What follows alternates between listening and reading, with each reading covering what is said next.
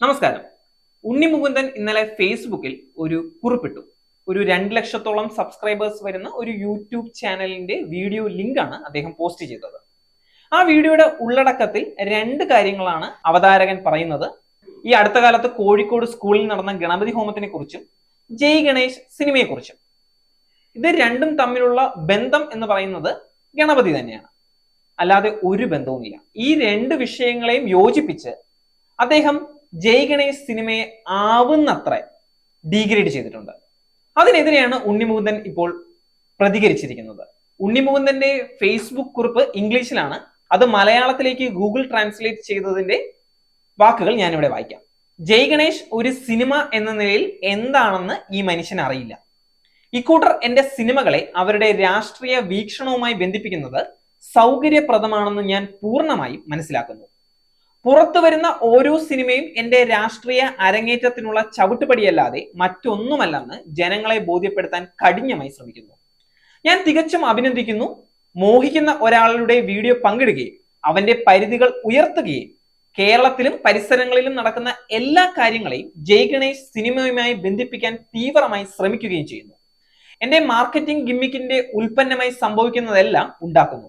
നിങ്ങളുടെ digital ഉള്ളടക്കത്തിന് YouTube പണം നൽകുമെന്നും ജീവൻ നിലനിർത്താൻ നിങ്ങളെ സഹായിച്ചേക്കാം എന്നും ഞാൻ മനസ്സിലാക്കുന്നു. എന്നാൽ ഊഹാപോഹങ്ങൾ നിരത്തി നിരാശനായ ഒരു മനുഷ്യനെ പോലെ വരാതിരിക്കാൻ ശ്രമിക്കുക. റിലീസ് ചെയ്യാത്ത ഒരു സിനിമയെ പരാമർശിച്ച് അതിനെ ഒരു അജണ്ട സിനിമയെ ഉൾപ്പെടുത്തുകയും അതിൽ നിന്ന് വരുമാനം നേടുകയും ചെയ്യുന്നത് ഒരു വ്യക്തി എന്ന നിലയിൽ നിങ്ങൾ എവിടെയാണെന്ന് കാണിക്കുന്നു. നിങ്ങളുടെ പരിഹാസം ഏപ്രിൽ 11 കുറയും. സുഹൃത്തെ, അന്നാണ് ജയ് ഗണേഷ് റിലീസ് ചെയ്യുന്നത്. ഏപ്രിൽ 1 വിഡ്ഢി ദിനമാണ്. എന്നാൽ നിങ്ങൾക്ക് അത് ഏപ്രിൽ 11 ആയിരിക്കും. അദ്ദേഹത്തിന്റെ ഉള്ളടക്കം ആസ്വദിക്കൂ. ജയ് ഗണേശിനെ അടിസ്ഥാനമാക്കിയുള്ള ഉള്ളടക്കത്തിൽ നിങ്ങൾ അതിജീവിക്കണമെന്ന് ഞാൻ ആത്മാർത്ഥമായി ആഗ്രഹിക്കുന്നു. ഇങ്ങനെയാണ് ഉണ്ണി മുകുന്ദന്റെ ഫേസ്ബുക്ക് കുറിപ്പ്. ഇതിൽ ഉണ്ണി മുകുന്ദനെ ഒരു കുറ്റവും പറയാൻ പറ്റില്ല. കാരണം ഇനിയും 50 ദിവസത്തോളം ബാക്കിയുള്ള ഒരു സിനിമയെ കുറിച്ചാണ് അദ്ദേഹം പറയുന്നത്. അതിൽ മതമുണ്ട്, രാഷ്ട്രീയമുണ്ട് എന്നൊക്കെ വരുത്തി തീർക്കുന്നത്.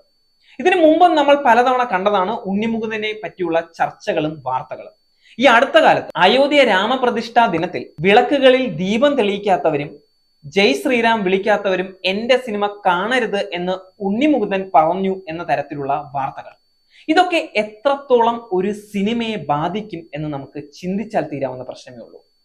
സിനിമ എന്നത് ഒരു വലിയ ഇൻഡസ്ട്രിയാണ്. കോടികൾ മുടക്കി എടുക്കുന്നതാണ്. യൂട്യൂബ് വീഡിയോ പോലെയല്ല. ആളുകൾ 150, 250, 350 രൂപയൊക്കെ മുടക്കി തിയേറ്ററിൽ പോയി കാണുന്നതാണ്. പൈസ മുടക്കി കാണുന്നതാണ്. അവിടെ ഒരു വ്യക്തി ചിന്തിക്കുകയാണ്, എന്റെ മതത്തിനെ പ്രോത്സാഹിപ്പിക്കുന്നതല്ല, എന്റെ രാഷ്ട്രീയ ചിന്തകളുമായി ഇത് ഒത്തുപോകില്ല എന്നൊക്കെ സിനിമ ഇറങ്ങുന്നതിന് മുൻപേ ഒരു വ്യക്തി ചിന്തിക്കുകയാണെങ്കിൽ ആ സിനിമ അദ്ദേഹം പോയി കാണില്ല. അവിടെ നഷ്ടം സംഭവിക്കുന്നത് പ്രൊഡ്യൂസർക്കാണ്. പ്രൊഡ്യൂസർക്ക് മാത്രമല്ല, ഡയറക്ടറിനും ആ സിനിമയിൽ അഭിനയിച്ച എല്ലാ വ്യക്തികളും ആ സിനിമയിൽ വർക്ക് ചെയ്തവർക്കും എല്ലാവരെയും ബാധിക്കുന്ന ഒരു കാര്യമാണ്. അത്രത്തോളം ആളുകളെ ബാധിക്കുന്ന ഒരു വിഷയം വളരെ നിസ്സാരമായി 2 ലക്ഷത്തോളം സബ്സ്ക്രൈബേഴ്സ് ഉള്ള ഒരു ചാനൽ ഡീഗ്രേഡ് ചെയ്യുമ്പോൾ സംഭവിക്കുന്നത് വളരെ വലിയ നഷ്ടമാണ്. ഇതിനെതിരെ ഉണ്ണി മുകുന്ദൻ പ്രതികരിച്ചതിൽ ഒരു തെറ്റും തന്നെ പറയാൻ സാധിക്കില്ല. നമുക്ക് എല്ലാവർക്കും അറിയാം, യൂട്യൂബ് ചാനലുകളിൽ സെലിബ്രിറ്റികളുടെ മുഖം വരുന്നതോടെ, തമ്പനെയിലിൽ സെലിബ്രിറ്റികളുടെ ഫോട്ടോ വരുന്നതിലൂടെ ഒട്ടനവധി വ്യൂസ് നമുക്ക് ലഭിക്കും. പക്ഷെ ആ വ്യൂസിന് വേണ്ടി എന്ത് വൃത്തികേടും പറയാം എന്നുള്ളത് നിർത്തേണ്ട കാലം അതിക്രമിച്ചു കഴിഞ്ഞു. നേരിന്റെ വാർത്തകൾ നിങ്ങളുടെ വിരൽത്തുമ്പിൽ എത്താനായി സാക് ന്യൂസ് ചാനൽ സബ്സ്ക്രൈബ് ചെയ്തും ഷെയർ ചെയ്തും ഒരു ശരിയായ മാധ്യമ നിലപാടിന് നിൽക്കാൻ ഞങ്ങൾ നിങ്ങളെ ക്ഷണിക്കുന്നു.